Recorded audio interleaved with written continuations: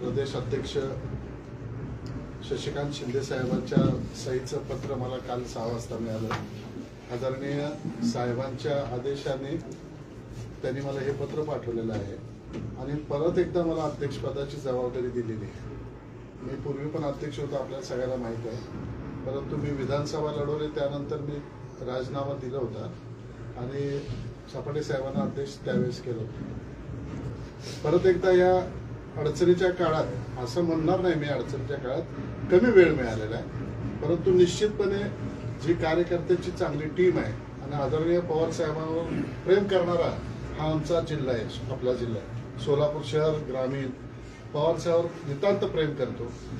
मला फारसं काम करावं लागणार नाही, कारण हे जे जुने सहकारी आहेत आदरणीय साहेबांवर काम केलेले आणि तरुण पिढीला सोबत घेऊन नव्या जुन्याचा संगम साधून एक चांगल्या प्रकारचं काम करून येणाऱ्या महानगरपालिकेच्या पार्श्वभूमीवर जास्तीत जास्त तरुण मुलं आणि उमेदवार निवडून आणण्याची माझी जबाबदारी आहे। साहेब, सध्या एकमेकाच्या पक्षांतर्गत जे काही कुरघोड्या सुरू आहेत, या पक्षातून त्या पक्षात उड्या मारणं सुरू आहे, अशा परिस्थितीमध्ये सोलापूर महानगरपालिकेच्या तोंडावरतीच आपल्याला हे पद मिळालेलं आहे। कशा पद्धतीने आपण सामोरे जात आहे? काय आता अलीकडे आपण पाहतोय, ज्या दिवसापासून भारतीय जनता पक्षाचं सरकार राज्यात देशात आल्यापासून हे एक दुसऱ्या पक्षातली माणसं पळवण्याचा प्रकार सुरू झालेला आहे। पूर्वी असं फारसं काय फारसं होत नव्हतं, परंतु अलीकडच्या काळात जे काही दबाव असेल, आमिष असतील, हे लोकांवर टाकून पक्षांतर घडवून घेतलं जाते आणि आज मी असं म्हणणार नाही, परंतु सर्वच पक्षाला त्याची कीड लागलेली आहे आणि प्रत्येक पक्षातून इकडं तिकडं जाणाऱ्याची संख्या सुद्धा वाढतीये। खरं तर हे लोकशाहीत अतिशय घातक आहे असं माझं मत आहे की आपण पक्ष बदलताना काहीतरी आपली तत्व असली पाहिजेत। आता मी जर काम करताना आमचे हे जे सहकारी आहेत हे सगळे जुने आमचे सहकारी आहेत, आदरणीय साहेबांवर प्रेम करणारे, आम्ही शाहू फुले आंबेडकर या विचारसरणीला मानणारे आमचं नेतृत्व आहे, त्या नेतृत्वावर विश्वास ठेवून आम्ही काम करतोय। निश्चितपणे येणाऱ्या आता तुम्ही विचारलेल्या प्रश्नाचं उत्तर म्हणून सांगतो की आयाराम गायाराम काही होत राहतील, परंतु इलेक्टिव्ह मेरिटची मुलं आणि उमेदवार आणि निष्ठावंत यांचा मेळ घालून आम्ही निश्चितपणे चांगले उमेदवार देण्याचा येणाऱ्या महानगरपालिकेत प्रयत्न करू। महानगरपालिकेपूर्वी आपल्याला ही अध्यक्षपदाची जबाबदारी लॉटरी लागली म्हणायचं, लॉकआउट लागलं म्हणायचं, हे काय पक्षांतर्गत ह्या घडामोडी होत राहतात। आदरणीय साहेबांच्या आदेशाने माझे अध्यक्ष होते आपले खरगवाल साहेब, त्यांनी पक्षांतर केलं, त्यामुळं ती जागा रिक्त झाली होती। कुणाला तर जबाबदारी द्यायचीच होती। थोडा माझा अनुभव असल्यामुळे 2012ची निवडणूक माझ्या नेतृत्वात लढली होती, त्यामुळे परत साहेबांनी विश्वास दाखवलेला आहे, प्रयत्न करतोय। जॅकपॉट आणि लॉटरी म्हणता येणार नाही, कारण कमी वेळ मिळालेला आहे आणि ही पक्षांतर्गत गोष्ट आहे, सगळ्याला विश्वासात घेऊन मी निश्चितपणे चांगलं काम करेन। महेश गादेकरांची शहराध्यक्षपदी खूप आहे, सद्यस्थितीला आव्हानं खूप आहे। काही लोकांचं असं म्हणणं आहे की बाबा हा काटेरी मुकुट तर नाही ना। काटेरी मुकुट मी मानत नाही, कारण काय कार्यकर्ता म्हणून मी काम केलेलं आहे। 1992 पासून मी काम करतोय आणि मी संघटनेतच काम जास्त झालेलं आहे। मला म्हणजे कुठल्या सत्तेतलं पद म्हणजे चेष्टेचा विषय नाही, पण मी माझ्या आयुष्यात ऑनररी मॅजिस्ट्रेट पण झालेलं नाही आणि परंतु माझ्या सैन्य मी 1000-2000 लोकांना ढोबळे सर असताना पालकमंत्री असताना केलेलं आहे। पण संघटनेत मात्र मी युवक काँग्रेसचा अध्यक्ष असेल, त्यानंतर एकत्रित युवक काँग्रेसचा अध्यक्ष, आधीचा उपाध्यक्ष, त्यानंतर राष्ट्रवादीची स्थापना झाल्यावर साहेबावर आल्यानंतर पक्षाचा 5-6 वर्ष अध्यक्ष होतो, विधानसभा लढवली, त्यामुळं पक्षात काम करून आणि संघटनेत काम करणं मला आवडतं आणि संघटनात्मक कामात मला निश्चितपणे यश मिळेल अशी मला खात्री आहे। त्यामुळे हे काटेरी मुकुट मला नाही वाटत। साहेब, खरडमल साहेबांबरोबर काय वाद वगैरे झालता का? म्हणलं त्याने अचानक राजीनामा दिला, काय दिला म्हणून? कुणाचा वाद? कुठल्या पक्षात? नाही, कसं आहे, प्रत्येक वाद वगैरे काय नाही, कसं असतंय, प्रत्येक पक्षातला नेता जे मी मागा तुम्हाला म्हणालो की सोडताना काहीतरी कारण देऊन जात असतात। आता वाद त्यांच्याशी कुठल्याचाही यातल्या बसलेल्या लोकांचा झालेला नाहीये।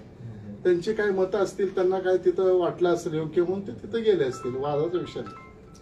म्हणजे आजची राष्ट्रवादी काँग्रेसमध्ये तरुण तर म्हातारे आत म्हणायचे तरुण म्हणा, वयस्कर म्हणा, पण सगळ्याला सर्वसमावेशक असेल. आणि तरुण तर म्हातारे आत अशी म्हणायची का? नाही, म्हणजे दोन्ही घेऊन चालणार. खरडमल साहेबांनी सन्मानाची वागणूक मिळत नाही असं वारंवार सांगितलेलं आहे, म्हणून म्हणलं काय आदरणीय पवार साहेबांच्या पक्षात सन्मानाचीच वागणूक मिळते. कारण काय, इथं कार्यकर्त्याचा पक्ष आहे. पक्षाची देश पातळीवर असून राज्य पातळीवर असेल, आपण पाहतोय आज भारतीय जनता पक्षाची एक वर जायचा एक आलेख आहे, पण आपण काँग्रेसचाही आलेख पाहिलेला आहे आणि तो खाली आलेला पण पाहिलेला आहे. त्यामुळं यश अपयश हे येत राहतंय. त्यामुळं इथं मान सन्मान मिळतोय असं नाही. कार्य करताना, काम करताना पक्षात कुठल्याही संघटनेत सगळ्याला घेऊन जावं लागतंय. त्यात ते थोडं कमी पडले असावे. मागच्या कार्यकाळामध्ये एक शहराध्यक्ष 2 कार्याध्यक्ष नेमले होते. नानाकाळे कार्याध्यक्ष होते, चौबिक शेखून कार्याध्यक्ष होते, शहराध्यक्ष होते. ते तिघं बी सोडून गेले पक्षाला. मग कुठेतरी पक्ष संघटनेत समन्वयाचा अभाव किंवा वरच्या लेवलला रिपोर्टिंग चुकीचं होतंय किंवा तुमच्यात समन्वय नाही किंवा हे पक्षाला गळती का लागते, याच्या मागचं कारण नेमकं काय? राजकीय महत्वाकांक्षा ज्याच्या त्याच्या वाढलेल्या आहेत आणि प्रत्येक जण मी मागा म्हणाल्याप्रमाणे प्रत्येकाला सत्तेतली पदं लागतात आणि त्यामुळं आज ती सत्तेतली पदं इथं नाही आहेत. आमच्याकडे पक्षात सध्या संघटनेत काम करावं लागणार आहे, कारण आम्ही विरोधी पक्षात आहोत. आम्हाला विरोधकात असल्यामुळं आम्हाला संघर्षाची भूमिका घ्यावी लागणार आहे. काही लोकांना संघर्ष करावा असं वाटत नसेल किंवा त्यांना सत्तेमध्ये राहण्याचा इंटरेस्ट असेल म्हणून त्यांनी पक्ष बदलला असेल. मागच्या महानगरपालिका निवडणुकीच्या वेळी महाविकास आघाडीचा प्रयोग त्यावेळी अगोदर करण्याचा प्रयत्न झाला. त्यावेळेस स्थानिक नेतृत्वाने बऱ्यापैकीच त्याच्यामध्ये विरोध आणण्याचा प्रयत्न केला अशी तक्रार बैठकीमध्ये आपण सर्वांनी केली ना साहेबांकडे. कशी सूचना करावी, कसा समज द्यावा अशा देखील सूचना केल्या. म्हणजे या गोष्टीमध्ये सत्यता आहे का? नाही, असं काय त्या बैठकीत असा विषय काय झालेलाच नव्हता. तिथं असा विषय झाला होता की मागच्या वेळेस का आघाडी झाली नाही. आता का आघाडी झाली नाही हे गेलं ना 2017 नंतर आज 9 वर्ष झाले. आता आपण पुढे आलो. मागं कोण आम्ही चुका केल्यात का काँग्रेस पक्षाने चुका केल्यात हे महत्वाचं नाही. आज एकत्रच यावं लागेल आणि आमचं भूमिका माझ्या पक्षाची निश्चितपणे सगळ्या भारतीय जनता पक्ष सोडून सगळ्याला एकत्र करून काम करण्याची आणि मतविभागणी होऊ नये याच्यासाठी आम्ही प्रयत्नशील राहू. साहेब 24 प्रभाग आहेत. 24 प्रभागामध्ये आपल्याकडे पोलिंग एजंट नाही आहे, बूथ एजंट नाही आहे, कार्यकर्त्यांची फळी नाही आहे आणि काँग्रेसकडे ती सगळी यंत्रणा नाही. काँग्रेस तुम्हाला कशावर मनगोड्यावर घेईल, कसा खांद्यावर घेईल तुम्हाला? कसं आहे, अजून याबद्दल आमची भूमिका मी तुम्हाला सांगितले, परंतु आमच्या अजून त्याबद्दल बैठका झालेल्या नाही. बैठका झाल्यावर त्यावेळेस आणि भूत यंत्रणा नाही वगैरे असं नाही. आता होती मधल्या काळात काय कमी जास्त होत राहते. संघटनेत इलेक्शन आल्यावर त्या इलेक्शनच्या मोडवर लोक येतात, तसं आम्ही पण येऊ आणि निश्चितपणे चांगला रिझल्ट देऊ. साहेब, राष्ट्रवादीमधून भारतीय जनता पक्षामध्ये आपल्यातले बरेचसे लोक गेलेले आहेत. महेश गादेकर अध्यक्ष झाल्यामुळे परत पुन्हा येण्याचे काही दरवाजे उघडे ठेवलेले आहेत का, ठेवणार आहात का तुम्ही जाऊन त्यांना भेटा? शेवटी चांगला इलेक्टिव्ह मेरिटचा उमेदवार बाहेर गेलेला असेल आमच्याकडून आणि तो परत येऊ इच्छित असेल, काय म्हणतात वाट चुकलेला माणूस परत येऊ इच्छित असेल आणि त्याची इलेक्टिव्ह मेरिट जर असेल तर निश्चितपणे आम्ही त्याला पक्षात घेऊ. साहेब, ग्रामीण भागामध्ये जे आहे काय नियोजन केलं आता नगरपालिका निवडणूक? मी शहराचा अध्यक्ष आहे, पण ग्रामीणच्या बाबतीत आज मंगळवेढ्यात वसंतराव देशमुख आमचे ग्रामीणचे अध्यक्ष त्यांची बैठक आहे, तर ग्रामीणचे विषय त्यांना बोललं तर बरं. एक गट असं म्हणतोय की एमआयएम बरोबर युती झाली पाहिजे, एक गट असं म्हणतोय की काँग्रेस बरोबर युती झाली पाहिजे. नाही, एमआयएम बरोबर करायची का काँग्रेस बरोबर करायची अजून आम्हाला त्याबद्दल स्पष्ट आदेश काही नाही आहेत, कारण आमची बैठकच झालेली नाही.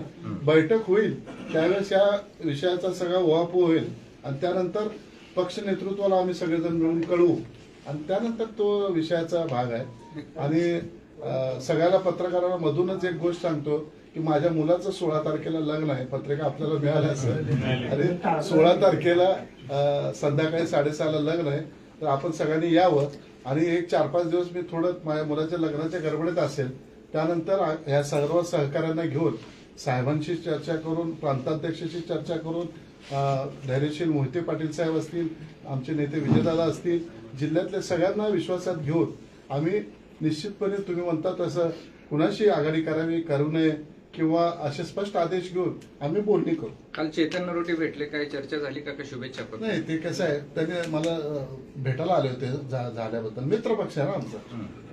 आता मी पण जाणार आहे त्यांना भेटायला. म्हणजे मोहन जोशी साहेब आहेत तिथं, त्यांचा फोन आला होता. मोहन जोशी साहेब भेटायला. राष्ट्रवादीचे असे किती प्रभाग आहेत आता सध्याला की तिथं राष्ट्रवादीची वलय जास्त आहे? नाही, असं काय आता सांगता येणार नाही, कारण काय वलय असणारे आमचे जवळजवळ या 26 मध्ये 8-9 प्रभाग असे आहेत की आम्ही तिथं सक्षम आहोत. परंतु आघाडी जर झाली तर त्यात काय सगळ्याच्या सगळ्या 4 जागा कुठल्या एका पक्षाला थोडीच मिळणार. मग ते कॉम्बिनेशन होईल आमचं, काँग्रेसचं, शिवसेना उद्धव बाळासाहेब ठाकरेंच्या पक्षाचं, ते नंतरच्या गोष्टीत होत राहतात आणि तसं मी कळवत राहील. सद्यस्थितीला सोलापूर महानगरपालिकेच्या हद्दीत आपल्याला कोणती आव्हानं दिसतात पक्षापुढे, आणि आपल्याला पद मिळवताना किंवा पद देताना आपण काय अपेक्षा पक्षासमोर मांडल्या, काय मागण्या काय नाही, तुम्हाला एक सांगू का, मी पक्षाकडे माझ्या पदाची मागणी केलेली नाही. मला पक्षाने आदेश दिला की तुम्हाला काम करायचंय आणि आदरणीय साहेब सांगतील ते आम्ही करतो. राहिली दुसरी आव्हाने म्हणताना आव्हान हेच आहे की जे भारतीय जनता पक्षाने या शहरात गेल्या 7-8 मधून ज्यावेळेस 5 वर्ष ते 17 ते 22 होते सत्तेत आणि त्यानंतर प्रशासन लावलेलं आहे आणि प्रशासन सुद्धा भारतीय जनता पक्षाच्या म्हणजे मुख्यमंत्र्यांच्या इशाऱ्यावर काम करते. तर आपण 9 वर्ष त्यांचीच सत्ता भोगली आहे आणि आम्ही पाहिलेलं आहे की पाण्याचा प्रश्न असेल, बऱ्याच गोष्टीच्या त्यांच्या पक्षातल्या 2 आमदारांची भांडणं असतील, हा त्यांचा विषय आहे. परंतु त्याच्यामुळं महानगरपालिकेकडे त्यांचं टोटली दुर्लक्ष झालेलं आहे. ती घडी नीट बसावी आणि महापालिकेत चांगलं नवीन बॉडी यावी आणि ती चांगली काम करणारी बॉडी येण्यासाठी आम्ही प्रयत्नशील असू. तेच आमच्यासमोर आव्हान. हर्षवर्धन पाटलांसमोर गेल्यामुळे काय फरक पडेल का? कोण सुधीर खरड म्हणजे मागचे नाही हो, कोण गेल्यानंतर ते काही व्यक्ती कमी नसते. प्रत्येक व्यक्तीला महत्व असतंच.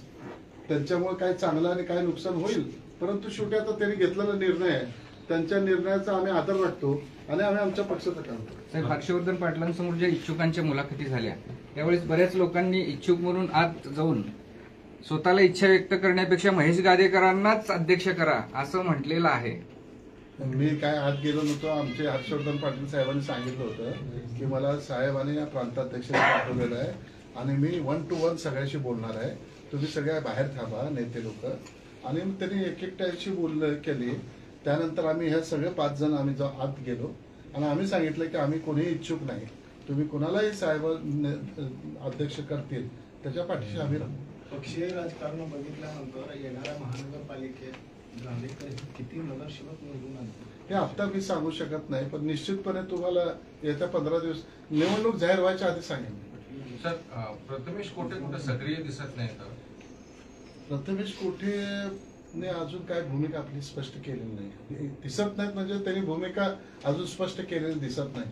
परंतु मी त्यांच्याशी आता चर्चा करणार आहे. म्हणजे 16 तारीख झालं ना, मी त्यांच्या घरी जाणार आहे आणि विचारणार आहे. कारण महेश कोटे आमच्या पक्षाकडून उमेदवार म्हणून लढलेले आहेत. आता त्यांच्या कुटुंबावर तो आघात झालेला आहे आणि त्या आघातात आम्ही पण सहभागी झालेलो आहे आणि त्यांच्या कुटुंबाला वाऱ्यावर आम्ही सोडणार नाही. जोपर्यंत आमच्या पक्षात ते आहेत आम्ही त्यांच्याशी जाऊन चर्चा करू आणि त्यांना मेन स्ट्रीम मध्ये आणू, मूळ प्रवाहात आणायचा प्रयत्न करू. साहेब, काही दिवसापूर्वी चव्हाण साहेबांना पक्षाने निलंबन केलं होतं. परवा हर्षवर्धन पाटलाच्या बैठकीत दिसली, त्याचं निलंबन मागे घेतलंय का? नाही, निलंबन मागे घेतलेलं असं स्पष्ट आदेश अजून पक्षाकडे आलेला नाही. परंतु एखादी व्यक्ती बैठकीला येऊन बसल्यानंतर आपला शिष्टाचार आहे की तू बाहेर जा असं नाही म्हणू शकत. त्यामुळं पक्षाने अजून तसा सुस्पष्ट आदेश माझ्या माहितीप्रमाणे तरी दिलेला नाही. महेश गाडेकर सुद्धा चालले भाजपचे, हा, त्यांना सुद्धा काढता आला नाही बाहेर. पक्षाच्या बैठकीत महेश गाडेकर होता ना. ठीक आहे, चालेल. असं म्हणजे हा शिष्टाचाराचा भाग आहे. माणुसकी म्हणून आपण असं कोणाचा अपमान करू शकत नाही आणि जे काय असेल ते नेतृत्वावर आपण सांगतच असतो की हे थोडं चुकीचं घडतंय, हे असं घडायला नाही पाहिजे. तसं आमच्या प्रमुख लोकांनी सांगितलं होतं. नाना काळे भाजपमध्ये गेले, काय फरक पडणार आहे का राष्ट्रवादीला? निश्चित पडेल ना. चांगला कार्यकर्ता केला आमचा, पडेल. पण शेवटी पर्याय व्यवस्था उभा करायला लागेल. हम्म.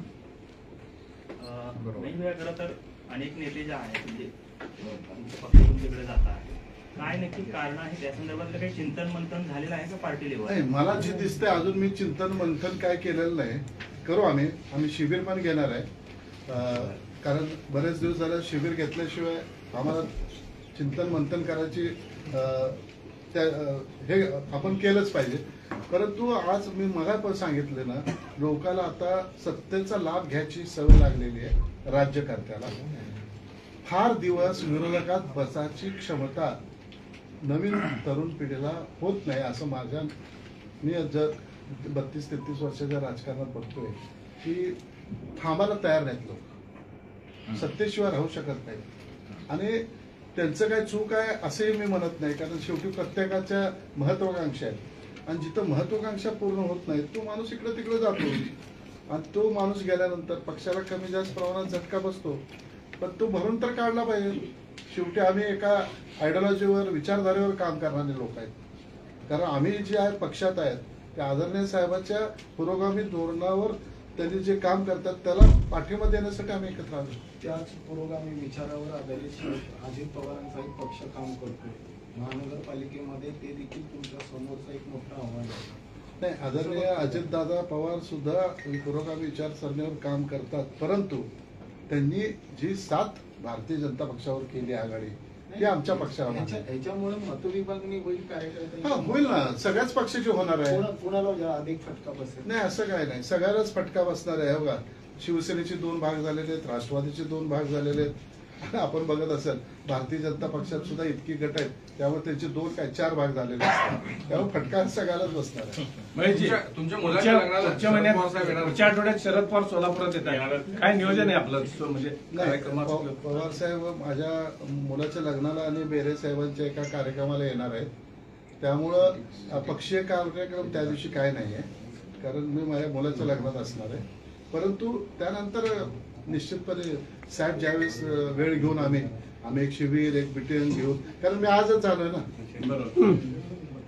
साहेब, एक अनुभव माझ्यापाशी पण असा आहे की 2 नेत्यांना, दिग्गज नेत्यांना महानगरपालिकेच्या इलेक्शन मध्ये तुम्ही समोरासमोर आणण्याचा अनुभव आहे. महागाडी नाही झाली तर हे पुन्हा एकत्र म्हणजे समोरासमोर येण्याची नाही, यावेळेस समोरासमोर येतील असं वाटत नाही. कारण आता आम्हाला कसं आहे, पुरोगामी मतं डिवाइड नाही होऊ द्यायची. आमची भूमिका पुढं काय होतंय ते आघाडीच्या बैठकीत चर्चा करून पुढं काय होईल मी कसं सांगणार. पण आमची भूमिका अशी आहे आणि आदरणीय साहेबांचंही मत आहे की पुरोगामी मतं विभाजित होऊ नये. तेल लावलेल्या पैलवानसारखी भूमिका. आता मी कसं सांगणार. ओके, शुभेच्छा साहेब.